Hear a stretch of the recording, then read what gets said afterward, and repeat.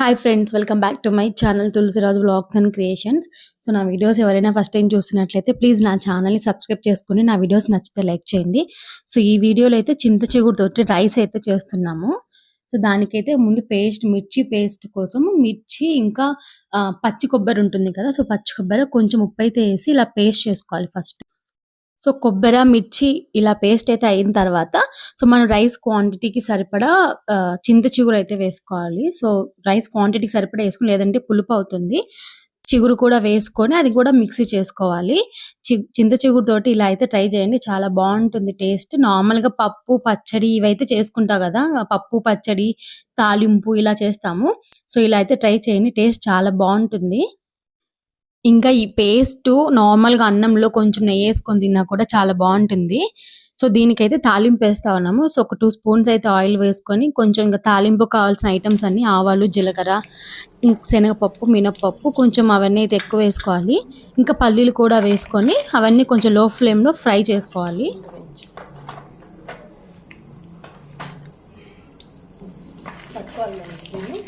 కొంచెం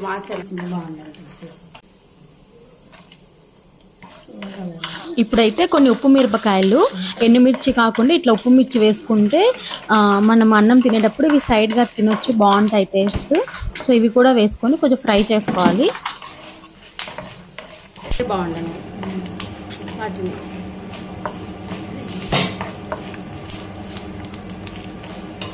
ఫస్ట్ వేసుకోవాలి.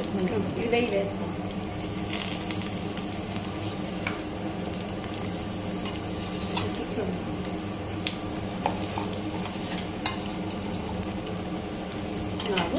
సో ఇప్పుడైతే ముందు మనం పేస్ట్ చేసుకున్న పేస్టు ఇంకా కొంచెం పసుపు అయితే వేసుకొని అదంతా బాగా మిక్స్ చేసుకోవాలి.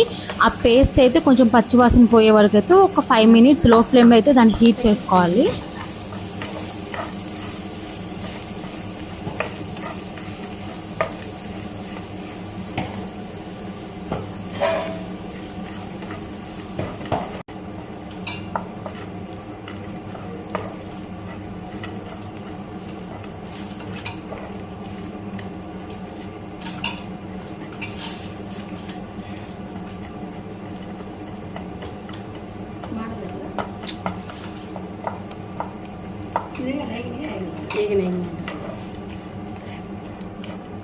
ఇంకా కొంచెం కొత్తిమీర కూడా వేసి మిక్స్ చేసుకొని ఇంకా స్టవ్ అయితే ఆఫ్ చేసుకోవాలి.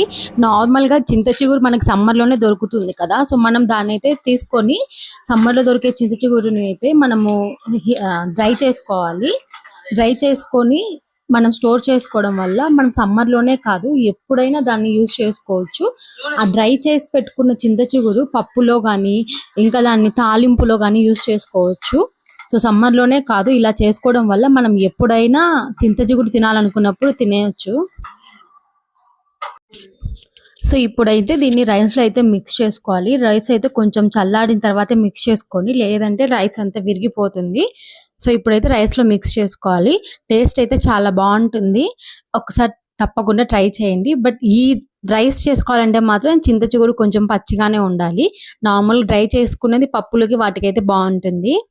చూసారా, ఇలా అయితే అంతా రైస్ అంతా మిక్స్ చేసుకోండి. కావాలంటే కొంచెం లెమన్ యాడ్ చేసుకోండి. చింత చిగురు పుల్లగా ఉంటుంది కాబట్టి ఆ పులుపే దీనికి సరిపోతుంది. ఇన్ కేస్ పులుపు ఎక్కువ తినాలనుకున్న వాళ్ళకైతే కొంచెం లెమన్ యాడ్ చేసుకోవచ్చు. సో ఈ రైస్లోనే ముందే సాల్ట్ మిక్స్ చేసాము. సో దాంట్లో అయితే ఏ సాల్ట్ వేయలేదు. మిర్చి పేస్ట్ చేసేటప్పుడు సాల్ట్ వేసాం కదా, సో అది ఇంకా రైస్లో అయితే సాల్ట్ మిక్స్ చేసుకొని ఇప్పుడైతే ఆ పేస్ట్ అయితే వేసి మిక్స్ చేసుకుంటున్నాము.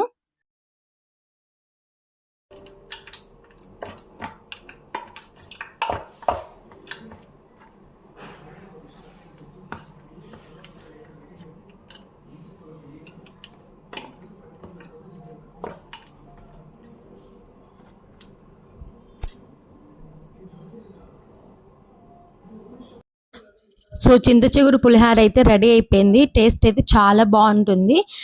దొరికిన వాళ్ళైతే ఖచ్చితంగా ట్రై చేయండి, ఒక డిఫరెంట్ టేస్ట్ కూడా చూస్తారు. సో ఈ వీడియో నచ్చితే లైక్ చేసి నా ఛానల్ని సబ్స్క్రైబ్ చేసుకోండి. Thank you, bye.